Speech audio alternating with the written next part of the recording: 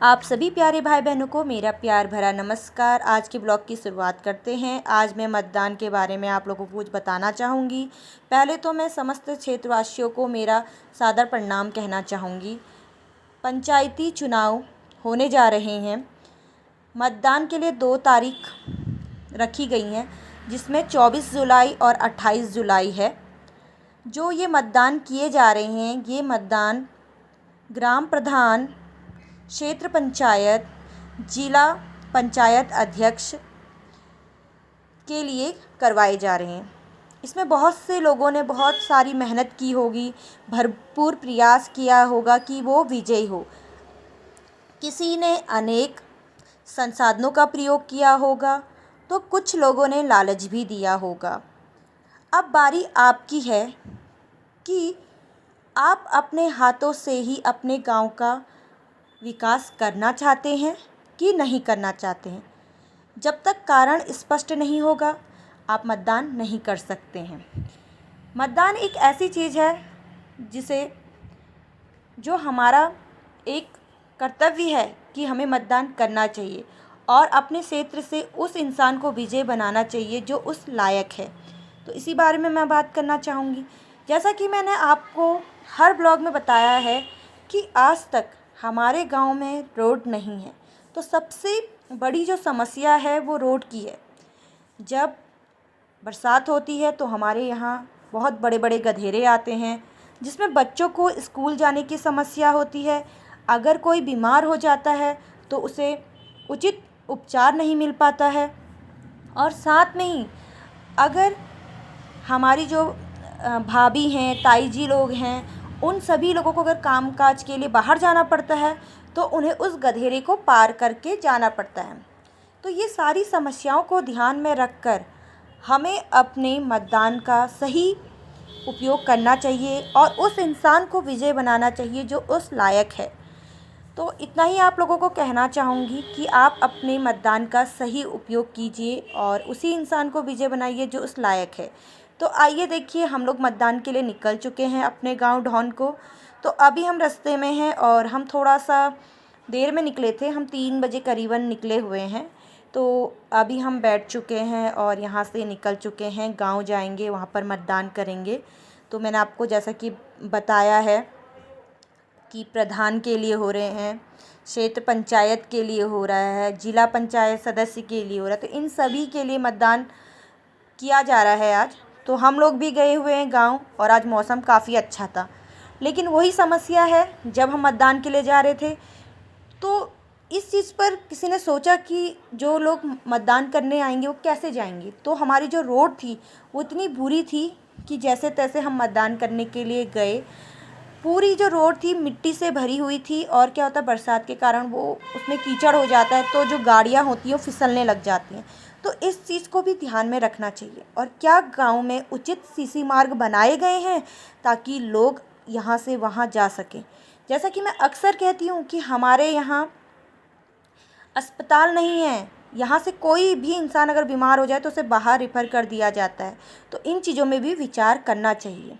तो सारी चीज़ें मैं आपको बताते जा रही हूँ। फिर देखिए, हम जहाँ पर मतदान होने थे वहाँ पर पहुँच चुके हैं। ये मतदान हमारे यहाँ पर भूमिया मंदिर में रखे गए हैं। तो जब हम गए थे यहाँ पे सभी लोग बैठे हुए थे और हमने सोचा हम भी अपना मतदान यहाँ पर करें। तो मैंने तो वोट दे दिया था, साथ में मेरी चाची भी थी। तो चाची और मैं वोट दे के आ चुके थे। फिर चाचा जी भी हमारे साथ हैं।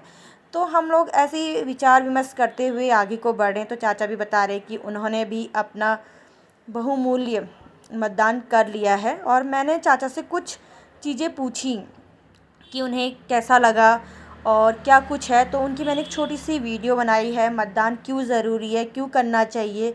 तो इस पर मेरे चाचा ने 2 शब्द कहे हैं, वो शब्द मैं अभी आपको सुनाऊंगी। तो बहुत ही अच्छा लग रहा था ये सारी चीज़ें देखने में, सुनने में। और क्या होता है ना, मतदान बहुत ज़रूरी होता है। आपके एक वोट से भी वो इंसान जीत सकता है जो उस लायक है। तो हमेशा इंसान लायक होना चाहिए, तभी उसे मतदान करना चाहिए। तो देखिए, चाचा ने भी 2 शब्द कहे। कोशिश करना चाहिए। इसी से हम अपने जो जनप्रतिनिधि होते हैं उनको हम चुनते हैं और इसी से सरकार बनती है, सरकार गिरती है। यही वोट बहुत अमूल्य है। चाची आप बोलो। तो हम लोग अपना बहुमूल्य वोट देकर आ चुके हैं चौखुटिया को। तो मैं आपको यही कहना चाहूँगी कि आपके दिमाग में ये बात ज़रूर होनी चाहिए कि हमें किसको वोट देना है, जो हमारे गांव का विकास कर सके, हमारे क्षेत्र का विकास कर सके, हमारे नगर का विकास कर सके। अगर आपके दिमाग में ये सारी बातें हैं तो आप उस इंसान को विजय बनाएंगे जो हमारे क्षेत्र के लिए, गांव के लिए और नगर के लिए काम कर सके। तो हम लोग तो अपना बहुमूल्य वोट देकर आ चुके हैं।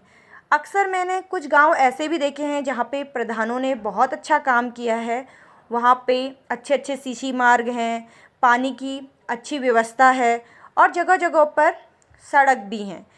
तो इन चीज़ों को भी ध्यान में रखना चाहिए। उन लोगों ने भी बहुत अच्छा काम किया होगा, तभी वहाँ के लोगों ने उन्हें वोट दिया होगा। कुछ लोग तो ऐसे हैं कि कितने सालों से वही उस गांव में प्रधान रहे हैं, क्योंकि उन्होंने बहुत अच्छा काम किया। तो आपको भी वही काम करना है। सिर्फ ये नहीं है कि आप 5 साल काम करेंगे और विजय होके चले जाएंगे। अगर आपको फिर 5 साल के लिए उठना है तो आपको गांव के लिए अच्छा काम करना होगा, ताकि आपके कामों की सराहना की जाए और आपको अगले बार फिर चुना जाए। तो इन सभी को ध्यान में आपको रखना पड़ेगा। जब वोट के टाइम पे बहुत सारे लोग उठते हैं और सभी लोग योग्य होते हैं, लेकिन विजय वही बनता है जो उस योग्य होता है। तो हम लोग तो अपना बहुमूल्य वोट देकर आ चुके हैं, जैसा आप देख सकते हैं। तो मुझे बहुत अच्छा लगा और मैं क्या करती हूँ ना, अपनी बातों को स्पष्ट रूप से आप लोगों को कह देती हूँ। तो मुझे बहुत बुरा लगता है, मैं चौखुटिया जैसे क्षेत्र में रहती हूँ, यहाँ पर हॉस्पिटल है, लेकिन हॉस्पिटल में उचित डॉक्टरों की यहाँ पर कोई व्यवस्था नहीं है। अगर कोई बीमार हो गया, इमरजेंसी केस आ गया, तो उसे रिफ़र कर दिया जाता है। क्यों? क्योंकि यहाँ पर अच्छी व्यवस्था नहीं है अस्पतालों की। तो इन चीज़ों में सुधार किया जाना चाहिए। अगर हम क्षेत्र में रहते हैं, अपने गांव में रहते हैं, नगर में रहते हैं, अगर हम इन बातों को आपको नहीं कह पाएंगे तो आपको हमारी समस्याएं नहीं दिखेंगी।